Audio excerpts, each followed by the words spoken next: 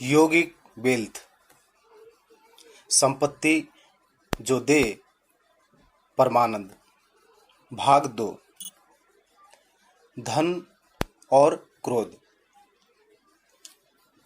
अमृता और मित्तल लंबे समय से मेरे क्लाइंट रहे हैं। दोनों की उम्र 30 वर्ष के आसपास है। मित्तल एक बहुराष्ट्रीय कंपनी में काम करते हैं, जबकि अमृता स्वतंत्र आधार पर बाजार अनुसंधान संबंधी कार्य करती हैं। दोनों ही मध्यम वर्ग से आए हुए हैं। अपने बचपन के दिनों में मित्तल जो भी चाहता उसकी माताजी हमेशा उसे वही दिलवा देती। अगर उनके पास धन कम होता तो वो अपने मालिक से अग्रिम राशि के रूप में उधार ले लेती। आज अमृता और मित्तल स्वतंत्र रूप से रहते हैं। उन्होंने गृह ऋण लिया हुआ है।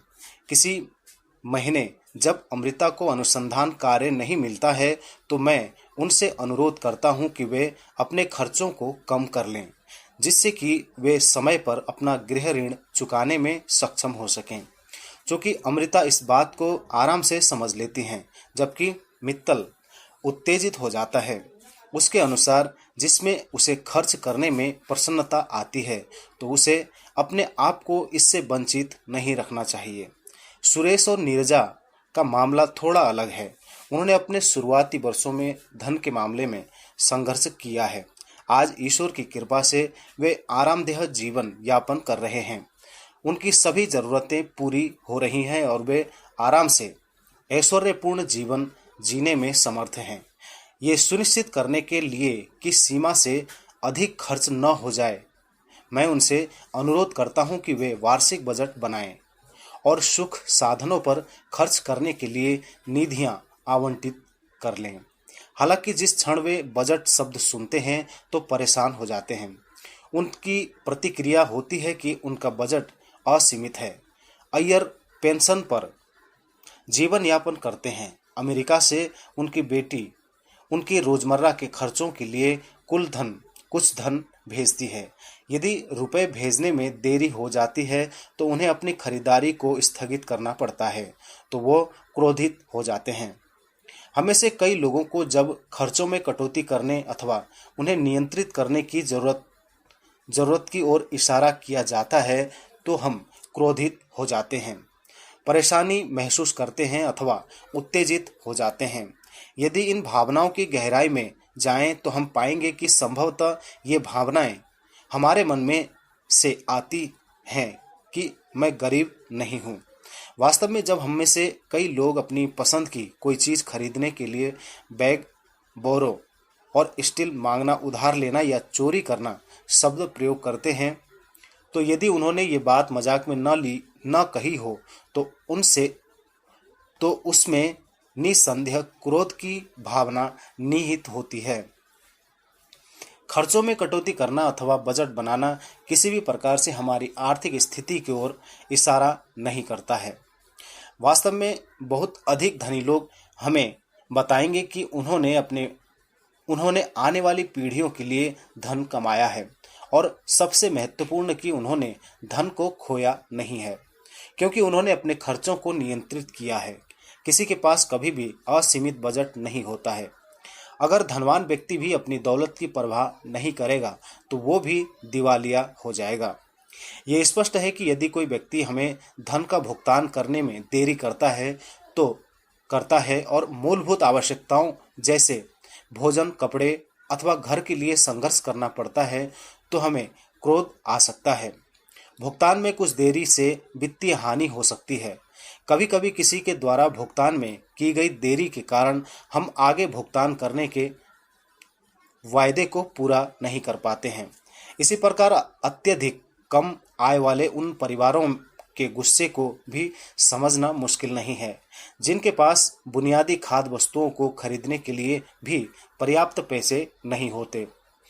वहीं कई ऐसे लोग भी हैं जो पार्टियों में बेतहाशा खर्च करते हैं और घरों तथा भोजनालय में खाना बर्बाद करते हैं। हालांकि कुछ ऐसे लोग और परिवार भी होते हैं जो खराब वित्तीय स्थिति का सामना करने पर भी क्रोधित नहीं होते। आखिरकार ये हमारी मन की अवस्था ही तो है जो यह निर्धारित करती है कि किसी विशेष स्थिति में हमें किस प्रकार से प्रतिक्रिया करनी है। इसीलिए अगली बार जब हम खर्चों में कटौती अथवा नियंत्रण करने संबंधी बातें सुने तो क्रोध न करें। खर्चों में कटौती करना अथवा उन्हें नियंत्रित करने का हमारी आर्थिक स्थिति से कोई लेना देना नहीं है। वास्तव में धन प्रबंधन और लंबे समय तक धन उपार्जन करने के लिए ये दोनों ही सशक्त साधन हैं। क्रोधित होने तथा परेशान होने की बजाय हमें अपने अंदर झांकना होगा। सभी संभावनाओं में हम स्थिति को जैसी वास्तव में है के बजाय उसे अपनी पृष्ठभूमि और नीति के आधार पर समझ सकते हैं और तदनुसार उस पर प्रतिक्रिया कर सकते हैं। यौगिक वेल्थ, धन कमाने के पीछे हमारा उद्देश्य क्या है? क्या हम इसका आनंद उठाते हैं अथवा सिर्फ कमाने के लिए इसे अर्जित करते हैं? मन से पूछें कि जरूरत क्या है?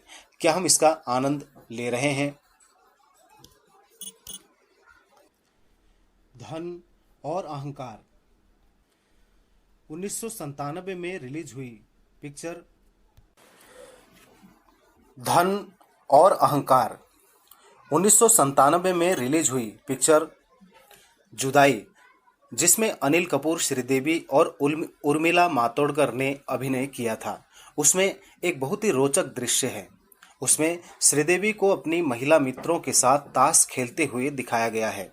उनकी एक मित्र श्रीदेवी के आभूषणों की तारीफ करते हुए कहती हैं कि जो आभूषण आपने पहना हुआ है वो जरूर बहुत कीमती होगा। श्रीदेवी इसका जवाब देती हैं कि जब हम अमीर लोगों को कोई चीज़ पसंद आती है तो हम उसे खरीद लेते हैं, उसकी कीमत की परवाह नहीं करते। उनके इस व्यवहार और वाक्य में अहंकार प्रदर्शित होता है। इस प्रकार का व्यवहार उन लोगों में अक्सर देखा जाता है जिन्होंने बहुत कम समय में पैसा कमाया है। मैंने पैसा शब्द का प्रयोग किया है, न कि धन का, क्योंकि यह कहा जाता है कि मनी टॉक्स वेल्थ विस्पर्स। जो व्यक्ति तथा परिवार पीढ़ियों से धन कमाते आ रहे हैं वे सामान्यतः अहंकारपूर्ण व्यवहार नहीं करते हैं। अभिजात होना तो विनम्र और संयमित होना ही है। यदि दौलत से इंसान के अंदर अहंकार आ जाता है तो वो धन जल्दी ही समाप्त हो जाएगा। अहम से अहंकार आता है। रावण को अपने धन और ताकत का अहंकार था, परंतु अंततः वो भी चूर चूर हो गया। अब हम ऐसे लोगों से मिलते हैं जिन्होंने अपने जीवन के कई वर्ष सार्वजनिक वाहनों में यात्रा करते हुए बिता दिए, लेकिन अब कहते हैं मैं केवल ऐश्वर्यपूर्ण ढंग से ही यात्रा करता हूँ। अथवा कोई व्यक्ति जिसने सारी उम्र अपनी आवश्यकताओं को पूरा करने के लिए संघर्ष किया है, कहता है मेरे बेटे की शादी ऐसी धूमधाम से होनी चाहिए कि सारी दुनिया देखती रह जाए। इसमें अहंकार की झलक मिलती है। कई लोग ऐसे भी बोलते हैं कि हमारे पास पैसा है इसीलिए हम खर्च कर रहे हैं, हम अपने ठाठ बाट के लिए उधार नहीं ले रहे हैं। ये भी अहंकार है। ये बहुत ही महत्वपूर्ण है कि जब हम धन अर्जित करते हैं तो अपने अंदर अहंकार न आने दें। आम का पेड़ हमेशा आकाश की ओर बढ़ता जाता है, लेकिन आम लगने के बाद उसमें जितने आम लगते हैं वो उतना ही झुकता जाता है। उसी प्रकार जितना अधिक धन हमारे पास आता है हमें उतना ही विनम्र होते जाना चाहिए। कई बार ऐसे लोगों में भी अहंकार भर जाता है जिन्होंने अपने जीवन के शुरुआती दौर में पैसे को लेकर काफ़ी संघर्ष किया होता है।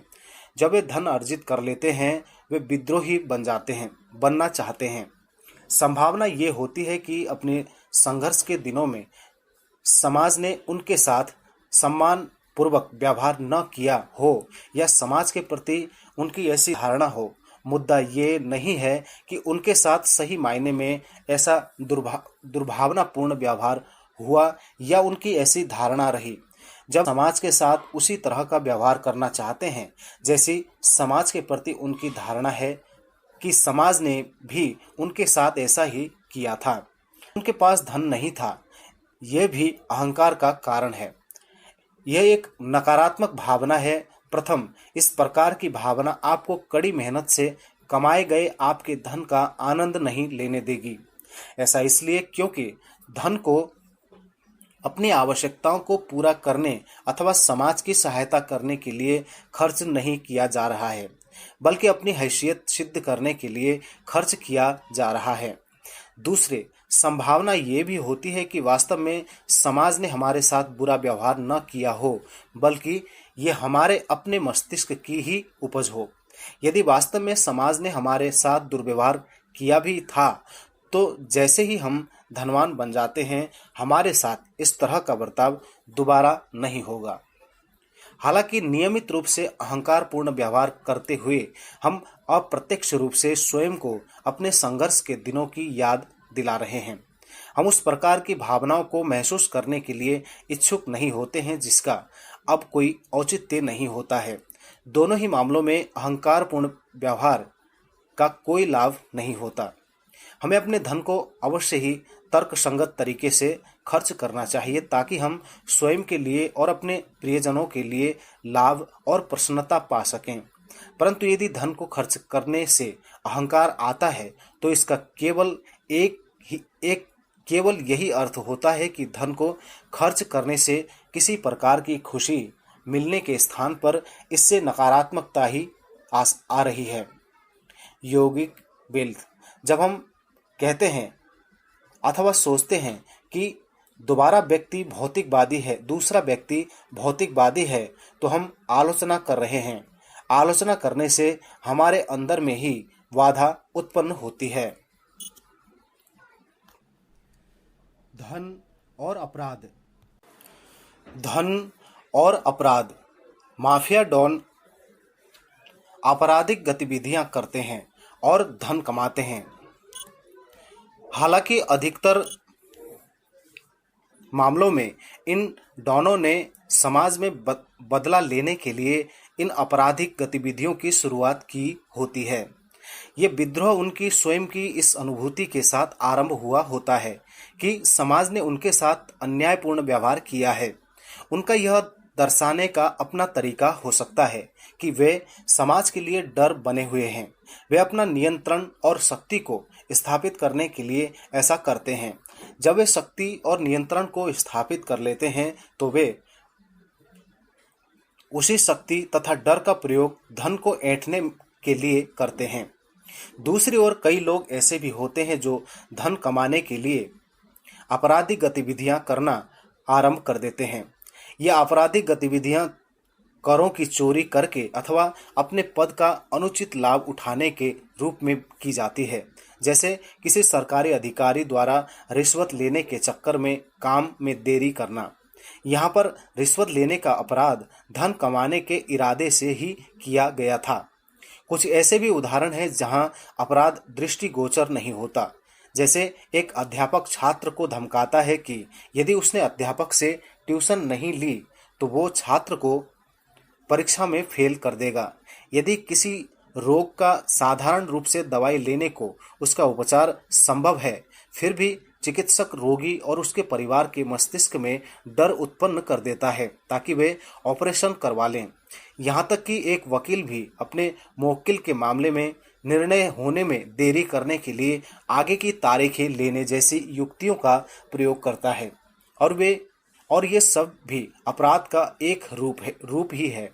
ये आपराधिक गतिविधियों के उदाहरण हैं जो धन कमाने के इरादे से किए जाते हैं, परंतु इन अपराधों को सिद्ध करना कठिन होता है। अपराध का एक अन्य रूप धोखाधड़ी अथवा घोटाला करना होता है। ये वे गतिविधियां होती हैं जिसमें बड़ी धनराशि प्राप्त करने के लिए कानून और नियमों का उल्लंघन किया जाता है, लेकिन रिश्वतखोरी अथवा अध्यापक, छात्र, रोगी, चिकित्सक की स्थितियों के पहले के उदाहरणों से अलग इनमें अपराध करने वाले व्यक्तियों और पीड़ित लोगों के बीच में कोई सीधा संबंध नहीं होता है। हाल ही में पिछले कुछ समय के दौरान हमने सफेदपोश अपराधों के बारे में बहुत कुछ सुना है। कंपनियों के वरिष्ठ अधिकारीगण धन कमाने के लिए छलपूर्ण उपायों का प्रयोग कर रहे हैं। उदाहरणों के प्रथम समूह से अलग, जिनमें डॉन का मुख्य इरादा बदला लेने के लिए ताकत प्राप्त करना था, अन्य उदाहरणों में केवल धन प्राप्त करने के एकमात्र उद्देश्य से ही आपराधिक गतिविधियां की जाती हैं। सामान्यतः इस प्रकार के धन का प्रयोग उच्च जीवन स्तर के लिए किया जाता है। रहन सहन के ऊंचे स्तर की आकांक्षा एक अलग बात है और वो मानसिक स्थिति बिल्कुल अलग होती है, जिसमें ये इच्छा इतनी तीव्र हो जाती है कि व्यक्ति तथा परिवार उन इच्छाओं को पूरा करने के लिए कानून, सामाजिक नियम अथवा नियामक नियमों को तोड़ने के लिए तैयार हो जाता है।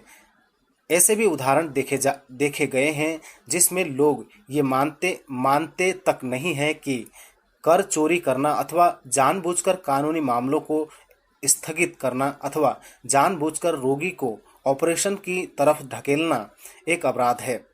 उनको ऐसे काम करने की ऐसी आदत पड़ जाती है कि कुछ समय के बाद वे इन कामों को ये कहकर न्याय संगत सिद्ध करने की कोशिश करते हैं कि पूरा सिस्टम ही ऐसा है और वे अकेले इससे अलग कैसे रह सकते हैं। यह आवश्यक है हम अपने उच्च जीवन स्तर की अभिलाषा को पहचाने और जो हमें प्रभावित कर रही हैं, कानून तोड़ने को किसी भी परिस्थिति में न्यायोचित नहीं ठहराया जा सकता है। खराब से खराब स्थिति में भी भगवान ने हमारी खाने, कपड़े और आश्रय की मूलभूत आवश्यकताओं को पूरा करने के लिए पर्याप्त रूप से दिया हुआ है। कानून तोड़कर कमाया हुआ धन हमें कभी भी शांति नहीं देता है। उल्टे आपराधिक गतिविधियों से प्राप्त भौतिक बाद से हमारी शारीरिक, भावनात्मक और सामाजिक संपत्ति में परेशानियां आने लग जाएंगी। हमें इस प्रकार के कार्यों को करने से पहले इसके होने वाले परिणामों का अनुमान लगाना ही होगा। यौगिक वेल्थ। जब हम किसी को बिग शॉट कहते हैं तो इससे हमारा क्या अर्थ होता है? बड़ा किससे? हृदय से, शारीरिक गठन से, धन से, वजन से या ताकत से? निश्चित रूप से ये हमारी अपनी ही सोच का प्रतिबिंब है। धन और शत्रुता।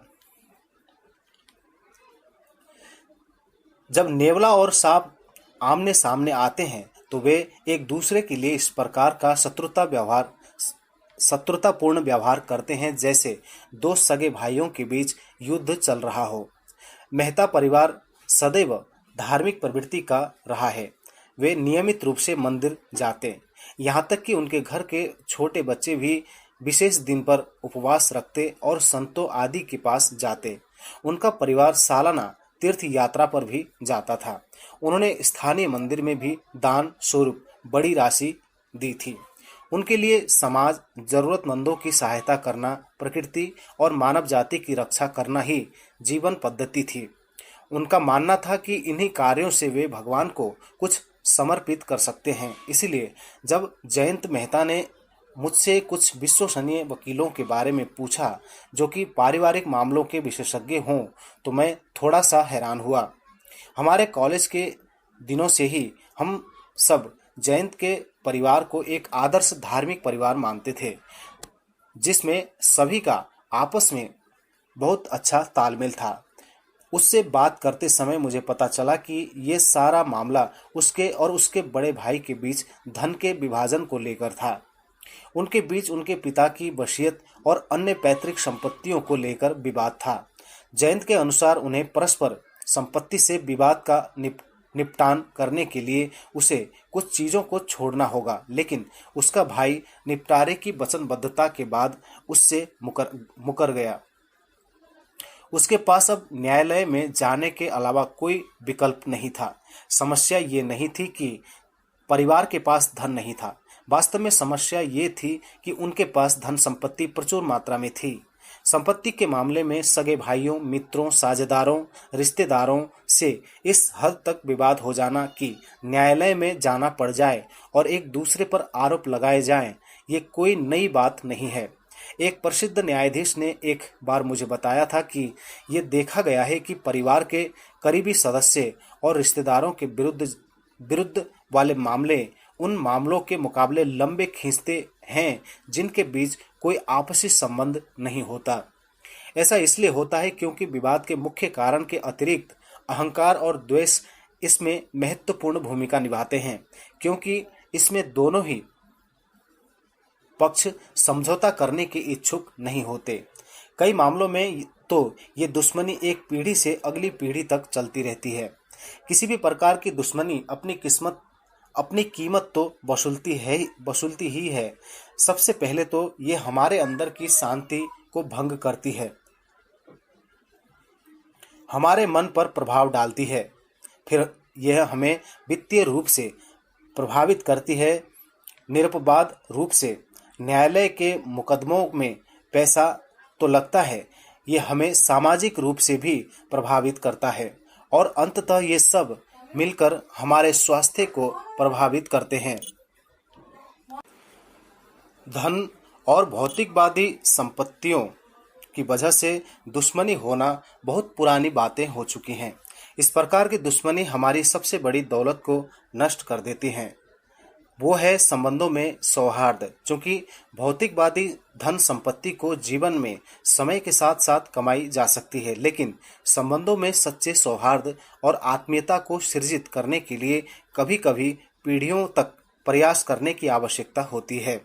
दो व्यक्तियों अथवा परिवारों में एक दूसरे के प्रति मजबूत रिश्ता बनाने के लिए दोनों को ही एक दूसरे की प्रकृति और विशेषताओं को नज़रअंदाज करना पड़ता है और प्रेम को तरजीह देनी होती है।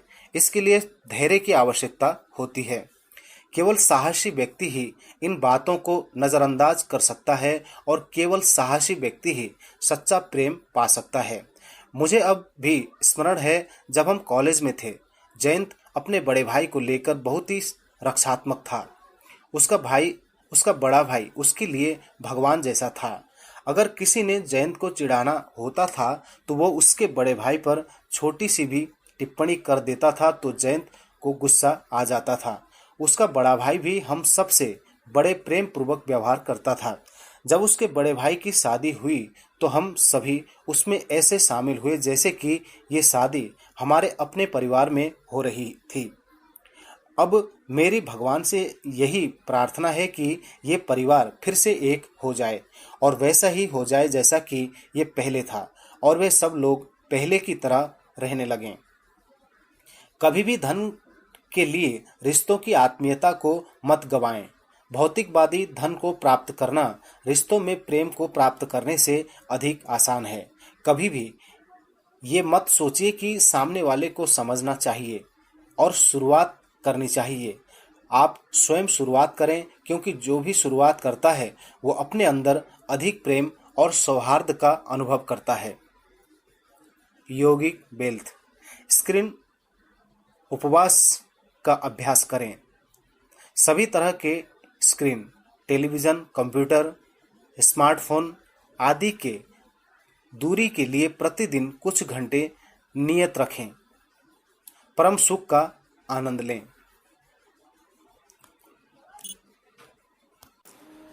धन और कुंठा। संदीप अपने पूरे विद्यालयी वर्षों के दौरान एक मेधावी छात्र था। अपनी शिक्षा पूरी करने के बाद उसने व्यवसायी बनने के अपने सपने को पूरे करने का निर्णय लिया। उसके लिए यह निर्णय लेना बहुत कठिन था, क्योंकि उसके पास बढ़िया नौकरियों के कई प्रस्ताव आए थे। आरंभ से उसे अपने काम में बहुत आनंद आ रहा था, लेकिन कुछ वर्षों बाद जब उसका व्यवसाय उम्मीद के अनुसार आगे नहीं बढ़ा तो वो कुंठित होने लगा। वो इसके लिए जी तोड़ मेहनत कर रहा था, परंतु किसी भी तरह से काम नहीं हो पा रहा था। काम के अतिरिक्त उसे अपने सामाजिक, शारीरिक और भावनात्मक जीवन में कोई समस्या नहीं थी। वित्तीय तौर पर भी उसके परिवार के पास पर्याप्त संपत्ति थी और इसलिए अगर संदीप कुछ वर्षों तक ज्यादा धन नहीं कमा पाता तो भी उसके परिवार के रोजमर्रा के खर्चों का बिल्कुल भी प्रभाव नहीं पड़ने वाला था। बिल्कुल भी प्रभाव नहीं पड़ने वाला था। जब संदीप अपने हमउम्र मित्रों और रिश्तेदारों से मिलता जो संदीप के मुकाबले ऊपरी तौर से वित्तीय रूप से तरक्की कर रहे थे तो उसकी यह कुंठा और अधिक बढ़ जाती। यहाँ पर शब्द ऊपरी तौर से का अपना अर्थ है। ऐसा इसलिए कि उनमें से कई लोगों ने खुले हाथों से खर्चा करने के लिए धन उधार लिया हुआ था। कुछ सिर्फ बड़ी बड़ी बातें करते थे जबकि वास्तव में वे अभी भी संघर्ष ही कर रहे थे। हालांकि चूंकि संदीप अंदर से मजबूत नहीं था, वो इन सभी लोगों की ओर देखता और अपने को कुंठित महसूस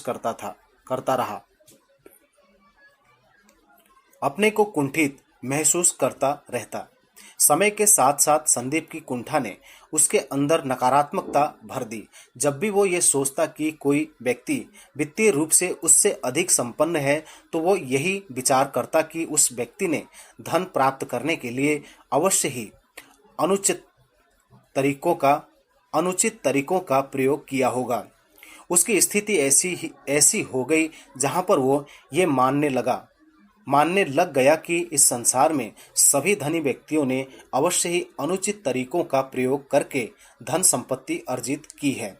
धनवान बनने के लिए उसने भी कुछ सीमा तक अनुचित तरीकों का प्रयोग करने का निर्णय लिया। वो अपने मन में इन कार्यों को ये सोचकर न्यायोचित ठहराता कि चूंकि पूरा संसार इन गलत तरीकों का प्रयोग कर रहा था तो उसने भी यही तरीके अपना लिए तो ये ठीक ही है। सबसे पहले कुंठा एक नकारात्मक भावना है। कुंठा में किया गया कोई भी कार्य न तो हमें आंतरिक रूप से शांति प्रदान करेगा और न ही हम जीवन के किसी भी क्षेत्र में इससे प्रगति कर पाएंगे। वास्तव में लंबे समय तक कुंठाग्रस्त होने के कारण केवल विषाद और उदासी ही आ सकती है। सभी के व्यवसाय में ऐसा समय जरूर आता होगा जब उन्हें संघर्ष करना पड़ता है। यहाँ तक कि व्यक्ति को अपने अच्छी तरह से चल रहे व्यवसाय में भी कई बार समस्या आ सकती है। कई बार इस प्रकार की अव्यवस्था के कारण हमारे नियंत्रण से बाहर होते हैं। हालांकि यह देखा गया है कि जो लोग सकारात्मक भावनाओं और ऊर्जा के साथ उस विपरीत समय का सामना करते हैं वे उन लोगों के मुकाबले ऐसी परिस्थितियों से तेजी से उबर जाएंगे जो ऐसी विपरीत परिस्थितियों में कुंठित और विषादग्रस्त हो जाते हैं। ऐसे भी कई लोग हैं जो अपने कार्य क्षेत्र में बहुत अच्छा कर रहे हैं और वे अपने व्यवसाय में भी धनी हैं। उदाहरण के लिए वे शारीरिक रूप से अच्छे हैं और उन्हें कोई रोग नहीं है। उनके पास स्नेही रिश्तेदार और मित्रों का एक दायरा भी है। उनके पास पर्याप्त धन है ताकि वे अपनी खाने, कपड़े और घर की मूलभूत आवश्यकताओं को पूरा कर सकें। ये लोग कई कारणों से धन संबंधी कुंठाओं से घिर जाते हैं। प्रथम तो ये कि उनके स्वयं के अंदर बहुत सारी नकारात्मक भावनाएं होती हैं। दूसरे, वे दूसरों के साथ अपनी तुलना करते रहते हैं और अपनी तुलना वे केवल दूसरे लोगों की प्रत्यक्ष नजर आ रही भौतिकवादी धन संपत्ति के आधार पर ही करते हैं। ये बहुत ही दुर्भाग्यपूर्ण है कि वे अपनी मौजूदा धन दौलत का आनंद नहीं उठा पाएंगे। वे जीवन के अन्य क्षेत्रों में भी अपनी सुख साधनों का आनंद उठाने में समर्थ नहीं होंगे। यदि हम अपने कार्य क्षेत्र में परेशानियों का सामना कर रहे हों तो हमें कुंठित महसूस नहीं करना चाहिए। विश्वास रखें कि इसमें समय लगता है परंतु परिस्थितियां तो बदलती ही हैं। किया गया कोई प्रयास कभी भी विफल नहीं होता। यदि हम अपनी आंतरिक भावनाओं के कारण कुंठित महसूस कर रहे हैं तो हमें इस पर काम करना आरंभ कर देना चाहिए। तुलना करनी बंद कर देनी चाहिए। पूर्णतावादी स्वरूप की ओर देखना चाहिए। अन्यथा हम अपनी मौजूदा चीजों का भी आनंद नहीं उठा पाएंगे। यौगिक वेल्थ, गलत तरीकों जैसे कर चोरी, छल कपट करने आदि से कमाई गई धन दौलत शारीरिक, सामाजिक और भावनात्मक धन में भी जहरीलापन ही उत्पन्न करेगी। धन और सामाजिक संरचना। वर्ष 2005 में जब मैंने सैन डिएगो, संयुक्त राज्य अमेरिका में वैश्विक वित्तीय योजना सम्मेलन में पहली बार भाग लिया तो चर्चा के विभिन्न विषयों में से एक विषय ने मेरा ध्यान अपनी ओर खींचा। ये विषय था तलाकशुदा दंपतियों के बीच वित्तीय योजना। इसे देखकर मुझे झटका सा लगा। दरअसल जब मैंने सुना कि वहां पर वित्त तलाक विश्लेषक नामक एक एसोसिएशन भी थी तो मैं हक्का बक्का रह गया। 6 वर्ष बाद सन 2011 में एक बार फिर इसी विषय पर चर्चा हुई। इस सम्मेलन का स्थान सैन डिएगो, संयुक्त राज्य अमेरिका ही था। उस वर्ष के नवीनतम आंकड़ों के अनुसार संयुक्त राज्य अमेरिका की तलाक दर में सन 1973-74 के स्तर की कमी आई थी। चर्चा के जिस विषय ने मुझे फिर से अपनी ओर खींचा वो इस बारे में था कि ग्राहक अपने वित्तीय आयोजक से यह परामर्श लेना चाहते थे कि क्या वे तलाक के खर्च को वहन कर सकते हैं। तलाक की दर नीचे आने का कारण ये था कि अधिकांश दंपतियों को ये लगता था कि वे तलाक देने में समर्थ नहीं थे। जी हाँ, तलाक देने में धन खर्च होता है और अच्छी खासी धनराशि लगती है। इस बात का दुखद पक्ष तो ये है कि दंपति इसलिए साथ नहीं रहते हैं कि उनके बीच प्रेम है, बल्कि वे इसलिए इकट्ठे रहते हैं क्योंकि वे तलाक का खर्च नहीं उठा सकते हैं। इसका अच्छा पक्ष ये है कि जितने वर्ष दंपति साथ रहते हैं उनके तलाक होने की संभावना उतनी ही कम होती जाती है। हमें आशा है और हम प्रार्थना करते हैं कि सभी देशों में तलाक की दर में कमी आएगी। वर्ष 2005 में दूसरा रोचक विषय था, यदि माता पिता के बड़े हो रहे बच्चे उनके साथ रह रहे हैं तो क्या माता पिता को उनसे किराया लेना चाहिए। आदर्श ये एक आंतरिक मामला है।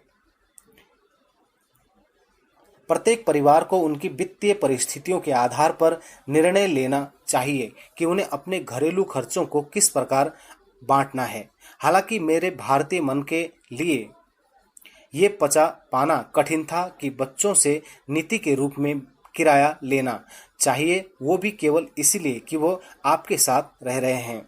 कृपया ध्यान दें कि मैं इस बात पर टिप्पणी नहीं कर रहा हूं कि ऐसा किया जाना चाहिए अथवा नहीं। ये प्रत्येक परिवार का अपना आंतरिक मामला है।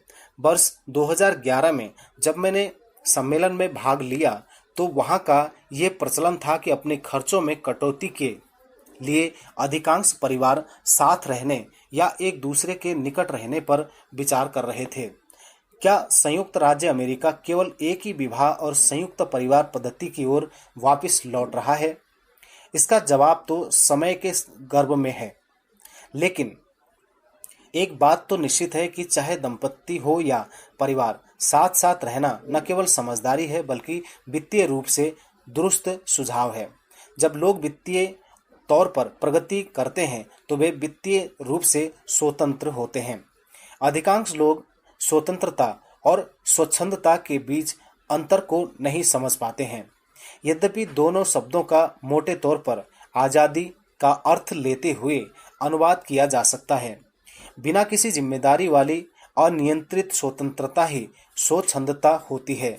यदि एक पिता को अपनी युवा नौकरीशुदा बेटी से सिर्फ इसलिए कि उसने कपड़े अपने वेतन से खरीदे हैं, ये पूछने से पहले 2 बार सोचना पड़ता है कि उसने इतने महंगे कपड़े क्यों खरीदे हैं, तो इसे स्वतंत्रता नहीं कह सकते। ये निश्चित रूप से स्वच्छंदता है।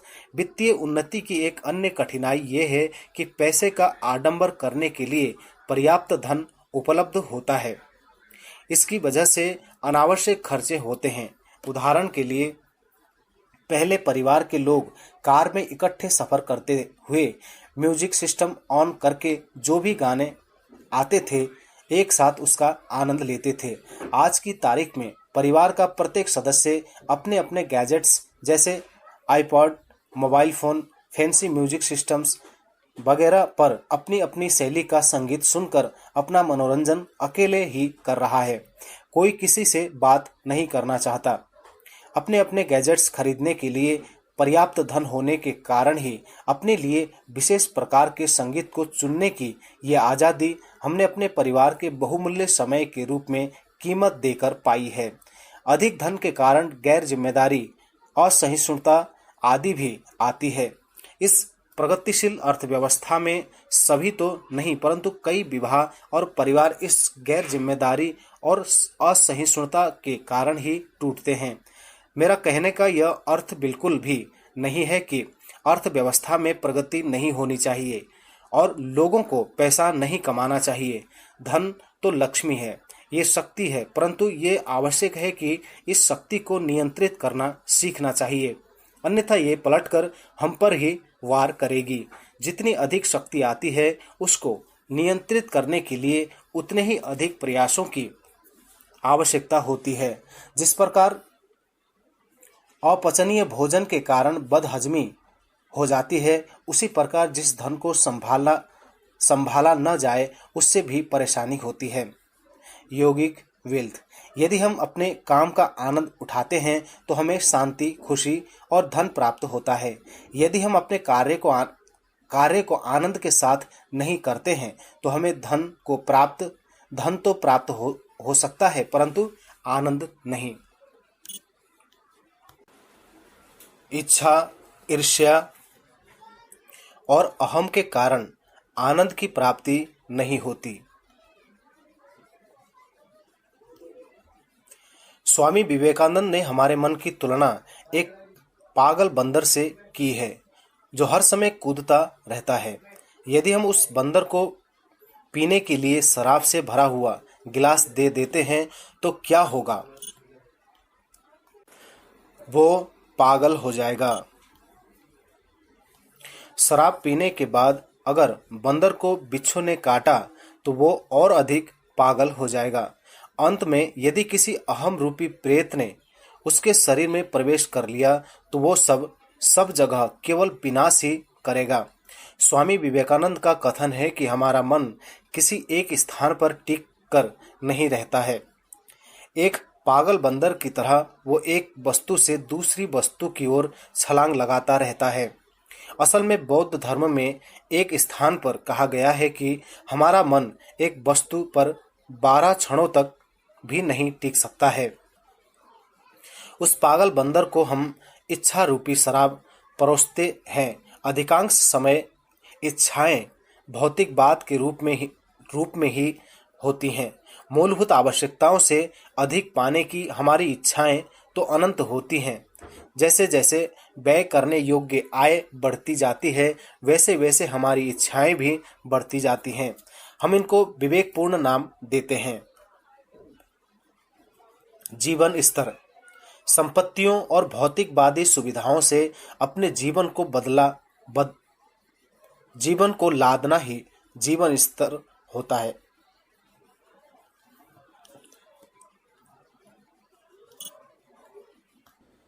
हमारा मन हर समय एक इच्छा से दूसरी इच्छा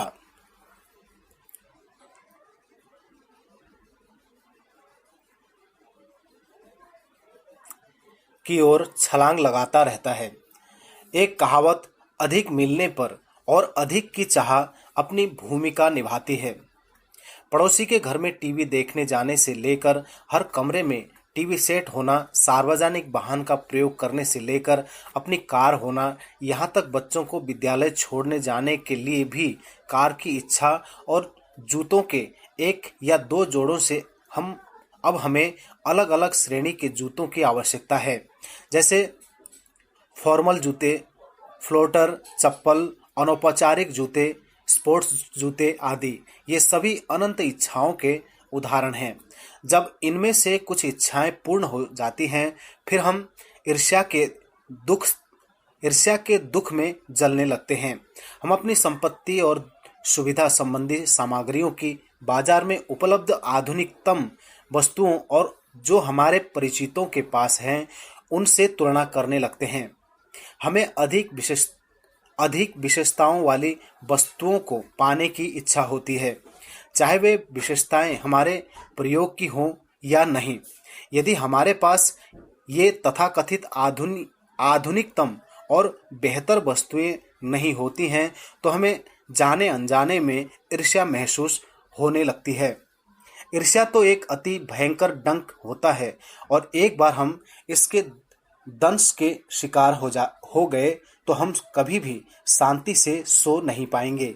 किसी ने सही कहा है, कोई भी अमीर नहीं बनना चाहता है, सभी दूसरे लोगों से अधिक अमीर बनना चाहते हैं। इसके बाद हमारे मन में एक भूत घुस जाता है, वो है अहम का भूत। जब हमारी संपत्ति उन लोगों जितनी नहीं हो पाती जितनी कि हमने सोची थी तो हम ईर्ष्या करना आरंभ कर देते हैं। ईर्ष्या के कारण हम स्वयं को छोटा और दुखी महसूस करने लगते हैं। छोटे और दुखी होने की भावनाओं से अपने आप को निकालने के लिए हम अपने जीवन के कुछ अन्य पहलुओं पर ध्यान संपत्ति करना शुरू कर देते हैं और अपने आकलन के अनुसार हमने इस क्षेत्र में अन्य लोगों से अधिक सफलता पाई होती है और हम इस पर अहंकार करने लगते हैं। उदाहरण के लिए हमें लगता है उसके आभूषण तो बहुत सुंदर है, लेकिन वो खुद तो मोटी और बदसूरत है। उसके मुकाबले मैं पतली और सुंदर हूँ। उसकी नई कार तो शानदार है, लेकिन हमारी सड़कों की स्थिति के हिसाब से इसे यहाँ चलाना व्यावहारिक नहीं है। मैंने भारतीय सड़कों की स्थिति के अनुसार उपयुक्त कार खरीदने का समझदारी भरा निर्णय लिया है। उन्होंने अपने बेटे की शादी पर बहुत दिल खोल कर खर्च किया है और उनके सभी समारोह बहुत ही भव्य थे, लेकिन मेरी पुत्र वधू शिक्षित और गुणी है। ये सभी ईर्ष्या पर काबू पाने के लिए आत्मसम्मान वाली भावनाओं का सहारा लेने के उदाहरण हैं। ईर्ष्या और अहम ऐसी भावनाएं हैं जो हमारी मन की शांति छीन लेती हैं। जब भी हम अपने आप को खिन्न, परेशान, दुखी और उदास महसूस करें तो हमें अपने अंदर उतरकर झांकना चाहिए कि कहीं इसके लिए किसी प्रकार से हमारा मन ही तो दोषी नहीं है। यौगिक वेल्थ। जब भी धन का आनंद उठाने की बात आती है तो कहते हैं कि समस्याएं तो मन में हैं, परंतु वास्तव में मन ही समस्या है। मन को वश में करना चाहिए ताकि वो धन का आनंद उठा सके। जिस धन से लालच, चिंता, अहम होता है उससे आपके मन को शांति नहीं मिलेगी। भगवद गीता के 16वें अध्याय में भगवान श्री कृष्ण ने असुर के लक्षणों की व्याख्या दी है। इसकी व्याख्या श्लोक 16:6 से आरंभ होती है। हमारी चर्चा के संदर्भ में श्लोक 16:12 और 16:13 अति महत्वपूर्ण है। फिर भी श्लोक 16:12 और 16:13 के बारे में चर्चा करने से पहले हम जानते हैं कि असुर किसको कहते हैं। कोई भी व्यक्ति शारीरिक चित्रण से असुर नहीं होता है। कोई भी व्यक्ति शारीरिक रूप से असुर नहीं होता है। जिसके सिर पर सींग लगे हों, जिसके लंबे लंबे बाल और नाखून हो, डरावनी आंखें हो, विशालकाय शरीर और भयानक चेहरा हो, ये तो केवल चित्रात्मक वर्णन होता है। असुर हमारे अंदर होता है। ये एक मानसिक अवस्था है। हमारा मन या तो शांत होता है या फिर बेचैन, परेशान, व्यथित, चिंतित और भयभीत होता है। ये मानसिक अवस्था हमें वर्तमान समय का आनंद नहीं उठाने देती है। इसके अतिरिक्त इसकी वजह से हम वर्तमान में ऐसा व्यवहार करने लग जाते हैं जिसका प्रभाव हमारे भविष्य पर भी पड़ सकता है और उसे खराब कर सकता है। इस समय में हम एक भंवर में फंस जाते हैं। ये मानसिक अवस्था ही हमें असुर बना देता है। इसी प्रकार भगवद गीता के श्लोक 16:12 और 16:13 में उस व्यक्ति की मानसिक अवस्था का वर्णन किया गया है जो असुर जैसा व्यवहार करता है। 16-12 वे अपनी महत्वाकांक्षाओं रूपी सैकड़ों बंधनों से बंधे होते हैं। इच्छाएं और क्रोध उन पर हावी हो जाता है। वे अपनी इच्छाओं की पूर्ति करने के लिए अनैतिक साधनों से धन संचय करते हैं। 16-13 मैंने वर्तमान में इतना सब कुछ प्राप्त कर लिया है और अपनी इच्छाओं की पूर्ति के लिए मैं और अधिक धन प्राप्त करूंगा। मेरे पास इस समय इतनी अधिक धन दौलत है तथा भविष्य में मैं और अधिक संपत्ति अर्जित करूंगा। मेरे मस्तिष्क में जो श्रेष्ठ उदाहरण आता है वो है करों को चुकाने से बचते हुए अर्जित किया गया धन। केवल बड़े औद्योगिक घराने और संगठिका विभिन्न कंपनियों का एक समूह जो एक ही स्वामित्व के अंतर्गत कार्य करती है ही ऐसी नहीं है जो कर चुकाने से बचती है। छोटे व्यवसायी जब अपने परिवार के साथ बाहर भोजन करने जाते हैं और इसे अपने खाते बही में इसे ग्राहक के साथ रात्रि भोजन के रूप में दर्शाते हुए व्यावसायिक खर्चे के रूप में इसका दावा करते हैं। एक वेतनभोगी कर्मचारी कर बचाने के लिए अपने नियोक्ता से खर्चों अथवा प्रतिभूतियों का दावा करने के लिए नकली बिल लेता है। ये सब कर बचाने के तरीके हैं। ये स्पष्ट है कि ये सभी प्रकार की कर चोरियां भोजन, वस्त्र और आवास जैसी आधारभूत आवश्यकताओं की पूर्ति के लिए नहीं की जाती। साथ ही ये भी सत्य है कि कर अदायगी से बचने के बारे में सोचना ये सिद्ध करता है कि वे आय और अन्य करों का भुगतान करने के लिए पर्याप्त रूप से धन कमा रहे हैं। जो व्यक्ति इतना धन ही नहीं कमा रहा है कि उसे कर भरना पड़े तो उसे ये नहीं सोचना पड़ेगा कि वह कर को चुकाने से कैसे बचे। अगर कोई व्यक्ति अपनी मूलभूत आवश्यकताओं के पूरा होने के बाद सिर्फ इसलिए कर देने से बचना चाहता है कि वह भौतिकवादी संपत्ति अर्जित कर सके तो उस व्यक्ति का मन अशांत रहेगा।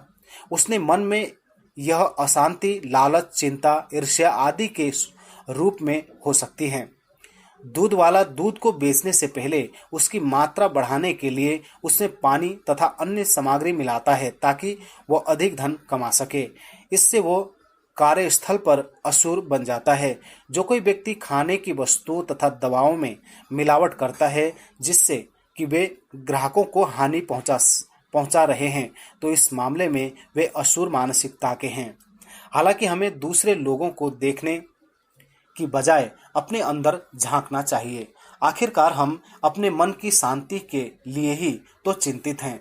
यदि हमने कर की चोरी की है तो हमें पकड़े जाने का भी डर हो सकता है। हमारा कर परामर्शदाता हमें डरा सकता है और हमें बचने के लिए आयकर अधिकारी को रिश्वत देने के लिए उकसा भी सकता है। साथ ही कर न चुकाने से अर्जित की गई आय को आप अपने आय व्यय विवरण में नहीं दर्शा सकते हैं और इसलिए भविष्य में धन उपार्जन के उद्देश्य से उस धन का वैध तरीके से निवेश भी नहीं कर सकते हैं। कुछ लोग ऐसे भी हैं जो इस अप्रकटित आय को वैध आय में बदलने के नए तरीके ढूंढ निकालेंगे। एक गलत काम को छुपाने के लिए दूसरे गलत काम करने पड़ते हैं। पकड़े जाने के डर से हम रिश्वत देने का एक और गैर कानूनी काम करते हैं। इन सब से तनाव और दुश्चिंता ही होगी। एक अध्यापक जो छात्र को अप्रत्यक्ष रूप से धमकी देता है कि यदि उसने उससे प्राइवेट ट्यूशन नहीं ली तो वो उसे परीक्षा में फेल कर देगा।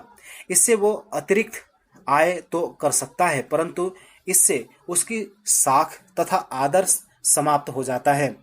इससे अध्यापक के मन में भी अपराध बोध होगा।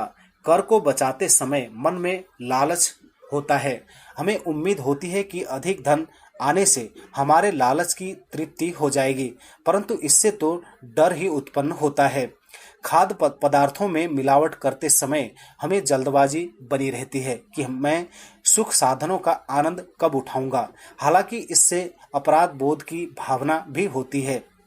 रिश्वत लेने वाले किसी भी व्यक्ति को ये चिंता भी रहती है कि कहीं वो पकड़ा न जाए और जीवन भर के लिए उसकी प्रतिष्ठा समाप्त हो जाएगी। किसी भी प्रकार की आय अर्जित करने से पहले हमें रुकना चाहिए और सोचना चाहिए कि क्या ये हमें इस काम से शांति और धैर्य मिलेगा, या इसकी वजह से हमें डर, चिंता, अपराध बोध की प्राप्ति होगी। इस प्रश्न का जवाब हमें अतिरिक्त कोई नहीं दे सकता है, लेकिन इसका जवाब मिलना आवश्यक है, क्योंकि ये हमारी अपनी मन की शांति और धीरज के लिए जरूरी है। यौगिक वेल्थ हम अधिकांशतः इसलिए परेशान होते हैं क्योंकि दूसरे लोग खुश हैं। तुलना और ईर्ष्या हमें हमारे धन का आनंद नहीं उठाने देंगी।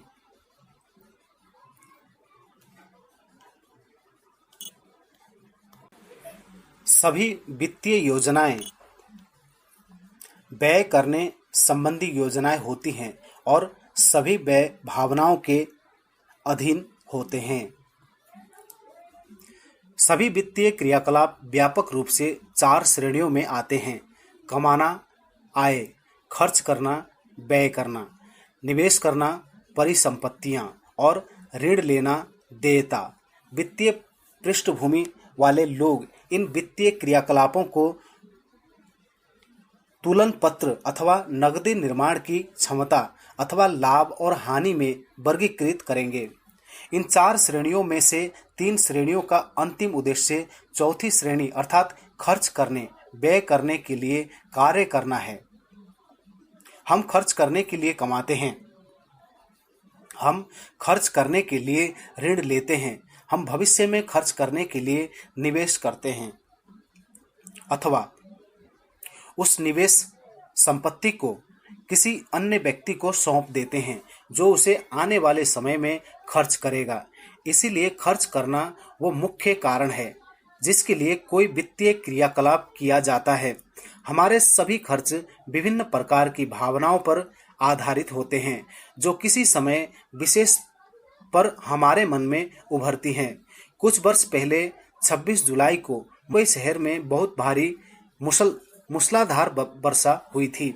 मुझे याद है कि मेरे पड़ोसी ने बहुत अधिक सब्जियां खरीद ली थी। उसे डर था कि जो ट्रक शहर के बाहर से सब्जियां लेकर आते हैं वे भारी बारिश के कारण बाजार ही न पहुंच पाएं और इस कारण से उनकी कमी न हो जाए। जब भी मेरी बेटी क्लास पिकनिक पर जाती है तो वो हमेशा अपने साथियों के साथ बांटने के लिए चॉकलेट अथवा कैंडी का बड़ा बॉक्स खरीदती है। वे सब मजे करना चाहते हैं, प्रसन्नता और खुशी की भावनाओं का आनंद उठाते हैं। कई वर्ष पहले मेरी एक बड़ी बिजनेस प्रेजेंटेशन से केवल एक दिन पहले मैं और मेरी पत्नी एक टाई खरीदने के लिए गए। आखिरकार मैं दर्शक गण पर एक प्रभाव छोड़ना चाहता था। एक फिल्म चीनी कम जिसमें अमिताभ बच्चन और तब्बू ने अभिनय किया था। उस फिल्म में एक दृश्य है जिसमें अमिताभ तब्बू से मिलने के लिए जा रहे हैं और रास्ते में एक शोरूम में लगे हुए महंगे चश्मे को देखते हैं। वे रुकते हैं, शोरूम में जाते हैं, चश्मे को पहनकर देखते हैं और उसे खरीद लेते हैं। इसके लिए निहित भावना ये थी कि वे तब्बू के प्रति आकर्षण दिखाना चाहते थे। वासना का एक अत्यंत सूक्ष्म रूप अपने विपरीत लिंग को लुभाने के लिए अपनी ओर आकर्षित करने की चाह। हम सभी के जीवन में ऐसा समय कभी न कभी आया होगा जब विपरीत लिंग के लिए आकर्षक दिखने हेतु हमें कोई विशेष वस्तु लेने पर समय लगाया होगा। मेरा कॉलेज का मित्र परेश हर 4 से 6 महीने में अपना फोन बदलता है। वो हमेशा आधुनिकतम मोबाइल रखना चाहता है। उसे इस बात की परवाह नहीं होती है कि उस हैंडसेट की विशेषताएं उसके लिए उपयोगी हैं अथवा नहीं। असल में कई बार तो वो ये भी नहीं जानता है कि उस फोन की अधिकतर विशेषताओं का प्रयोग किस प्रकार करना है। जब लोगों का ध्यान उसकी तरफ जाता है और टिप्पणी की जाती है कि परेश हमेशा आधुनिकतम हैंडसेट का प्रयोग करता है, तो लोगों द्वारा उस पर ध्यान दिए जाने को लेकर वो कहीं न कहीं आनंदित होता है। वो अपने चेले चपाटों को बाजार में उपलब्ध नए हैंडसेट के बारे में ज्ञान अर्थात जानकारी, यहाँ पर ये शब्द व्यंग्य के रूप में प्रयुक्त हुआ है, देना बहुत पसंद बहुत पसंद करता है। ये अपने अहम की संतुष्टि करता है। खरीदारी करने की लत के शिकार अधिकांश लोग वस्तुओं अथवा सेवाओं को इसलिए नहीं खरीदते हैं कि उन्हें उस चीज की जरूरत है, बल्कि इसलिए खरीदते हैं क्योंकि इससे उनका मन थोड़े समय के लिए गंभीर तनाव आदि से हट जाएगा। इसी प्रकार सेल शब्द और एक के साथ मुफ्त जैसे प्रस्ताव हमें कई के अंदर तुरंत ही ऊर्जा का संचार कर देते हैं। इसमें थोड़ी सी लालच भी शामिल होती है कि इतने बढ़िया मौके का फायदा जल्दी से उठा लिया जाए। जीवन में हम सभी उस स्थिति का सामना कर चुके हैं जिसमें कुछ वस्तुओं अथवा सेवाओं की खरीदारी इसलिए की क्योंकि उसमें कई प्रकार के भावनात्मक दबाव शामिल थे। जैसे कि हमारे सहकर्मी की बेटी ने घर पर केक और कुकीज बनाने शुरू कर दिए थे, इसीलिए हमने उसको एक ऑर्डर दे दिया था। इसी प्रकार चूंकि हमारे मित्र की पत्नी एक बीमा एजेंट बनी थी, तो हमने एक बीमा पॉलिसी खरीद ली। आखिरकार हमारे किसी भी प्रकार के खर्च के पीछे जो भी कारण होता है, वो खरीदारी के समय हमारे मन में उत्पन्न हुई भावनाओं के आधार पर होता है। चाहे वो भावना डर अथवा खुशी अथवा लालच हो, या फिर कोई चिंता या उस मामले के लिए कोई भी अन्य भावना। हमारे धर्म ग्रंथों में वे भावनाएं हैं काम, क्रोध, मोह, लोभ। कई बार हम अपने खर्च करने के निर्णयों में संतुष्ट होते हैं और इसके लिए दृढ़ होते हैं, तथा कई बार हमें उन पर अफसोस होता है। कई बार तो हमें अपराध बोध भी होता है और अपने मन में स्वयं को अथवा दूसरे लोगों की नज़रों में अपने निर्णय को न्यायोचित ठहराने का प्रयास करते हैं। बाघ अपने शिकार पर आक्रमण करने से पहले रुकता है और अपनी सफलता की संभावना का मूल्यांकन करता है। यदि हम खर्च करने से पहले थोड़ी देर रुकने की वैसी ही आदत डाल लें, तो अपनी भौतिकवादी वस्तुओं का बेहतर ढंग से आनंद उठा पाएंगे। याद रखें, आदत डालने में समय लगता है, परंतु एक अच्छी आदत हमारे जीवन भर का साथ निभाने वाली बढ़िया साथी बन जाती है। यदि हमारी भावनाएं हमारे संपूर्ण स्वभाव के साथ सामंजस्य स्थापित कर लें, तो हम खर्च करते समय निश्चिंत रहेंगे। यदि ऐसा नहीं हो पाता है, तो हम तनावग्रस्त, परेशान, क्रोधित और अपराध बोध से ग्रस्त रहेंगे। यौगिक वेल्थ धन नीतियों का पालन करता है। यदि ये स्थिति विपरीत हो जाए, हमारी नीतियां धन का पालन करने लगें, तो हम दोनों में किसी का भी आनंद नहीं ले पाएंगे। धन्यवाद। BT Hindi audio book. आपका दिन शुभ हो।